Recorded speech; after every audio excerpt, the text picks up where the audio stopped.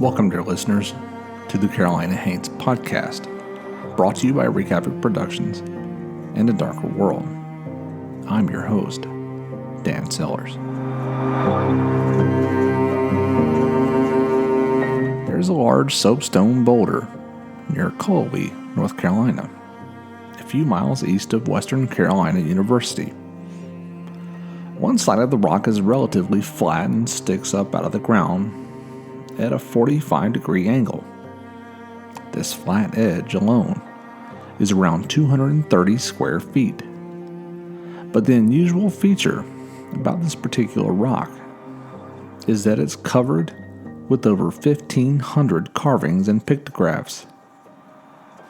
It's known as Judaculla Rock.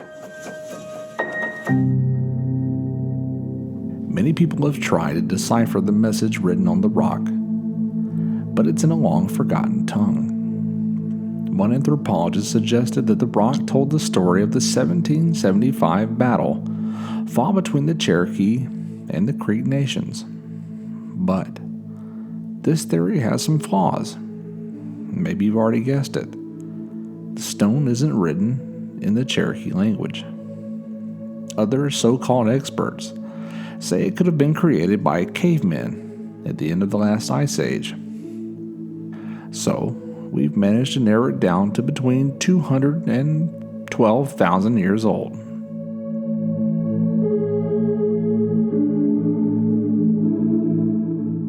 The vast majority of the markings on the rock are cup marks, like someone took a tiny ice cream scooper and dished out 1,500 scoops. The rock is also crisscrossed with long, grooved lines. In addition, there are crosses, wavy lines, concentric circles, and several symbols and figures, which are open to interpretation. What some may see as a fish, others claim to be an owl, but there is no ambiguity to the dominant pictograph, a large, 7-fingered handprint. Early landowners said that at one time there were 3 such boulders sitting in the Jackson County field. But one was destroyed during a mining operation, and the other has been lost. No one's quite sure if the third rock was buried or removed or simply overgrown with vegetation. Judaculla Rock sits at the base of a mountain. It's believed that large deposits of copper run through the ground beneath the rock, along with a wide variety of rocks and minerals. Some researchers have suggested that this may have inspired an ancient civilization to consider the area sacred land. Even though the Cherokee could not read the language of Judaculla Rock, they developed their own legend to explain it. You see, the Cherokee believed that everything has a spirit. Humans, animals, the trees, the sky, everything. They believed that a hierarchy of lesser gods, ruled over by the Great Being, look over these spirits. The Cherokee considered the death of the physical body to be trivial. Now, don't get me wrong. That doesn't mean they don't grieve the loss of their loved ones. But they believe that nothing really ceases to exist, as long as its spirit lives on. To help guard against the true death, the death of the spirit, they believe in a mediator that helps guide the spirits to the heavens. The Cherokee's spiritual mediator does not have a name, but she lived in a time before names. The Cherokee believe that Judaculla Rock is a memorial of the Cherokee's union with the spirit world.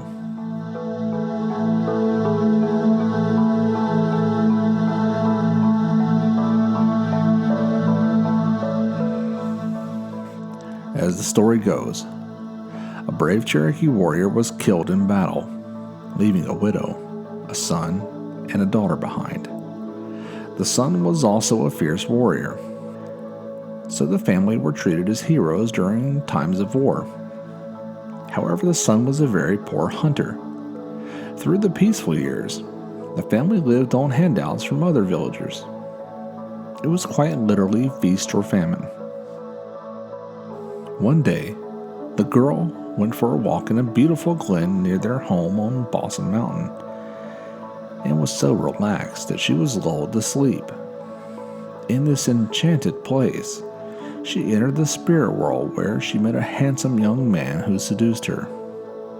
He was the spirit of the god of the hunt. The Cherokees say that the gentle breeze of the spirit world caressed her from that day forward. The girl's family wanted her back, though, while the spirit of the god of the hunt wanted her to stay with him in the spirit realm. So a feud began between the two, and the girl was stuck in the middle. Eventually, the spirit took the form of Judaculla, a great slant-eyed giant, so ugly that men would run from the mere sight of him. He had 7 fingers and 7 toes, and roared a hideous roar and threw lightning bolts.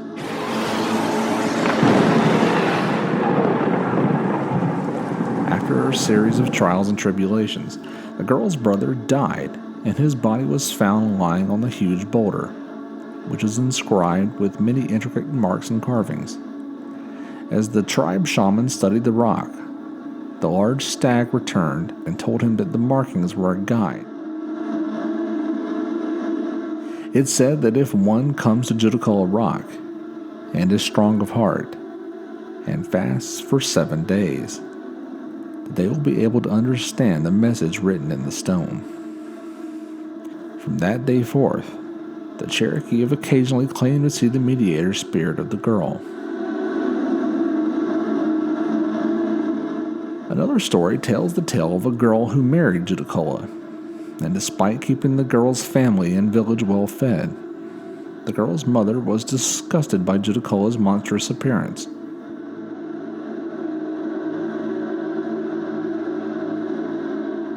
Eventually, the girl gives birth to a worm that's accidentally discarded in the river, along with an excessive amount of menstruation.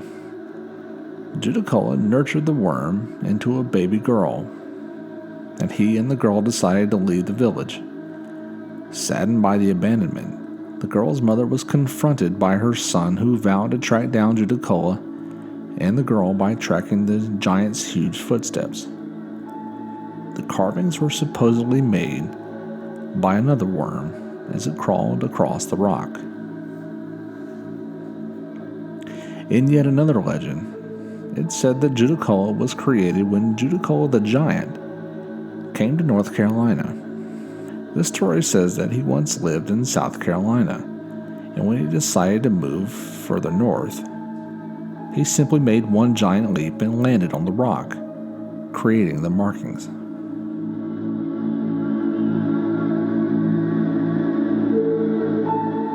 And here I'll say that there is one interesting side note to the Judaculla story. Judaculla fits the description of the Nephilim in the Bible virtually to a T.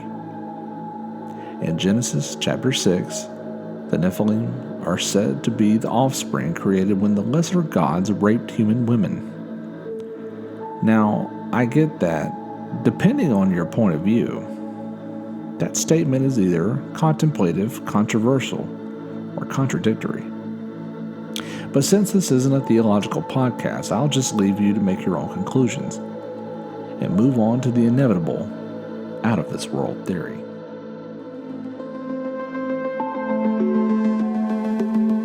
Ufologists point to the Judaculla story as proof that aliens visited Earth in the distant past.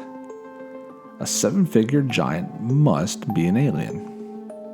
They surmise that the marks on the rock may not be a language at all, but a star map left for future alien visitors. Proponents of this theory refer to the long connecting lines as power lines and believe they show the aliens' path through the galaxy, or an intergalactic trade route. Either way, the area is well known as a UFO and paranormal hotspot. Strange lights and unidentified objects have been seen hovering over the field, and some people have even reported seeing ghosts near the rock. Of course, these claims could have a more traditional origin. For one thing, there's a burial ground just a couple hundred feet away from the field. And second, most of these reports have been made by Western Carolina students who snuck onto the property at night. There may be a trace of alcoholic embellishment to the tales. The rock has been known to be the gathering place for late-night secret initiations for students. It's thought that the ceremonies have sparked some spooky occurrences involving ghostly phenomenon, strange lights, unexplained noises, and the occasional UFO sighting. It's well regarded by paranormal investigators as a bona fide hotspot.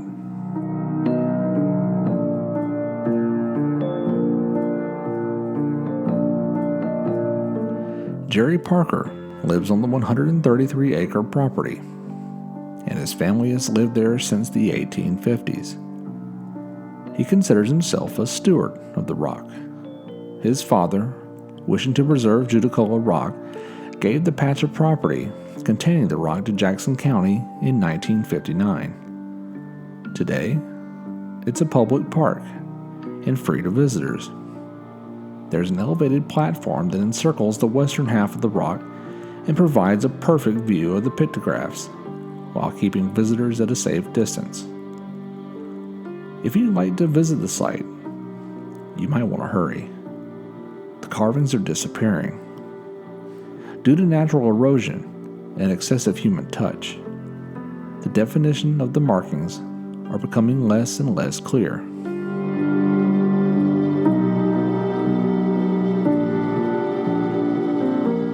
This show's writer Jeffrey Cochran and I were able to visit Judaculla at the beginning of February 2020, along with producing partners Sammy Castle and Chad Hunt, while conducting research for the upcoming Carolina Hates book.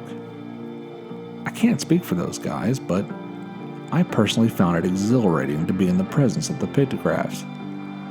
It certainly sparked my imagination and inspired a wild sense of wonder.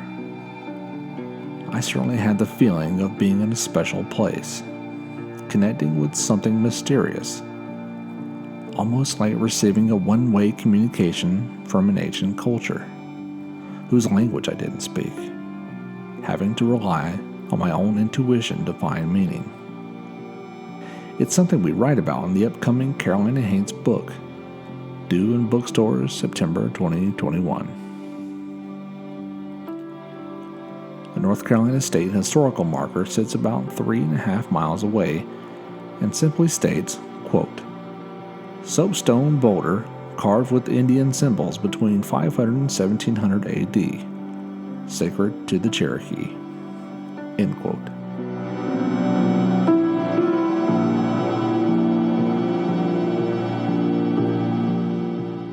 To learn more about this story, check out Cherokee Myths and Legends by Terry L. Norton. There's also Appalachia Mountain Folklore by Michael Rivers. Don't forget Mountain Ghost Stories and Curious Tales of Western North Carolina by Randy Russell and Janet Barnett. There's also JudacullaRock.com.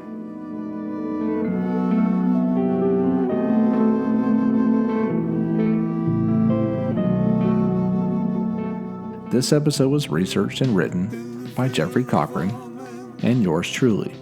It was produced and hosted by me, Dan Sellers. You can find everything that Jeff's up to at adarkerworld.com. You can find everything that we're up to at wreakhavocproductions.com. Be sure to like the official Facebook page at facebook.com/Carolina Hates. You can learn more about this show at carolinahates.com. I'm on Twitter at Hank vs. the Undead, and I'm on Instagram at Wreak Havoc Productions.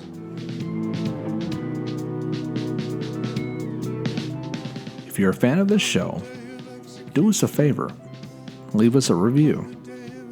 It's pretty simple on iTunes, and it's not hard either on Stitcher, Spotify, or iHeartRadio. You can also find this show on YouTube, and directly from the feed at carolinahaints.libsyn.com. Once you've left a review, share it with a friend. And lastly, we love hearing feedback from listeners. Feel free to email us with your thoughts and concerns at recoverproductions@gmail.com.